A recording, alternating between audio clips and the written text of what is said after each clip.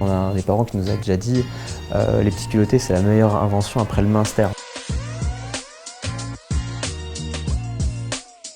Bonjour Mathieu.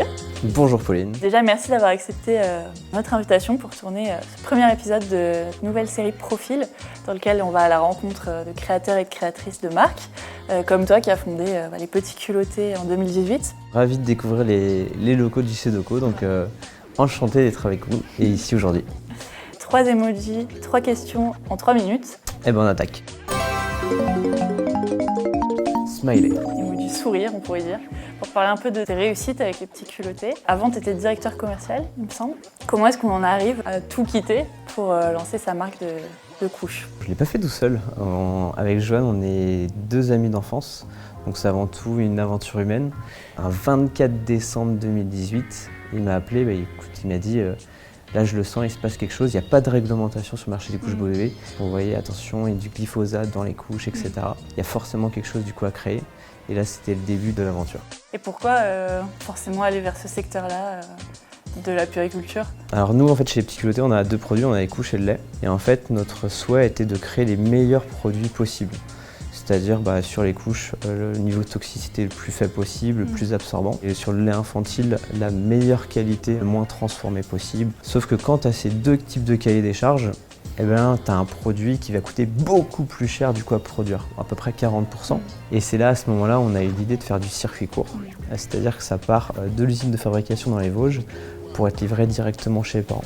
Et en fait, là, c'était le modèle D2C. Aujourd'hui, on entend beaucoup plus en plus parler, mais à l'époque, ça n'existait pas encore, pas du tout sur les produits bébés. C'est passé d'une idée un peu folle à aujourd'hui, un bébé sur 10 qui porte les couches les Petits Culottés. Et ça, je pense, c'est une belle réussite.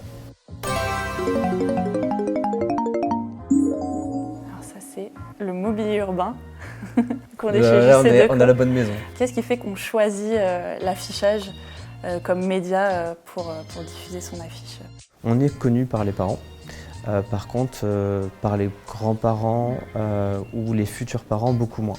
Et c'est là où là-dessus, quand on a rencontré du coup les équipes de JC Deco, c'était de se dire comment on arrive à passer ce step-là. Je me rappelle Eugénie, quand elle nous a présenté le projet, elle nous a dit écoute Mathieu, on a plusieurs idées, il y en a une qui est radicalement différente. Par contre, celle-ci, il n'y a que les Petits Culottés qui peuvent le faire. Elle a fait beaucoup de débats et quand ça a réussi à créer le débat, parce qu'en tout cas, on a réussi à faire passer le message. L'échec aurait été de dire tu passes devant l'affiche mais tu ne la vois pas. Je pense qu'il ne faut pas rester sur la même thématique à chaque fois, mais en tout cas sur une première vraie prise de parole nationale.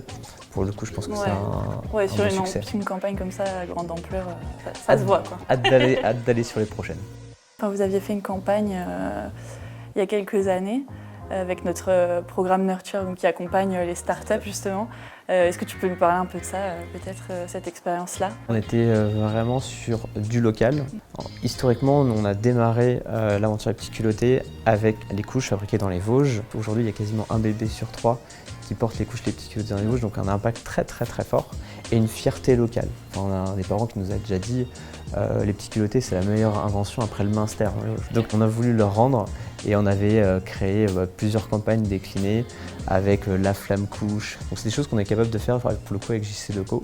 Et c'est génial de pouvoir avoir un impact marketing qui parle du coup à soi-même et pas avoir juste du national pour faire du national.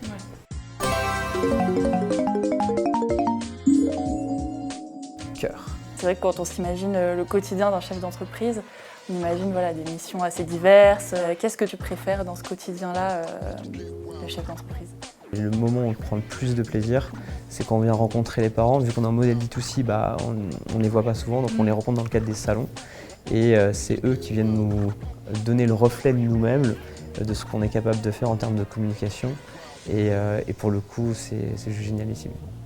L'avantage d'un chef d'entreprise, c'est qu'il peut choisir ce qu'il souhaite faire. Tout ce qu'on aime moins faire, du coup aujourd'hui nous on le délègue chez Petits Culottés. Et pour laisser finalement le temps à cette partie notamment créa. Et en fait ce temps-là que l'on prend pour impulser cette philosophie un peu twisty, culottée, c'est quelque chose qui est le plus important aujourd'hui pour nous. Merci d'avoir ouvert le bal de ce premier épisode de notre nouvelle série Profil. On en sait maintenant un peu plus sur toi et sur les petits culottés, donc merci. Merci à vous. Et quant à nous, on se retrouve dans notre prochain épisode de Profil.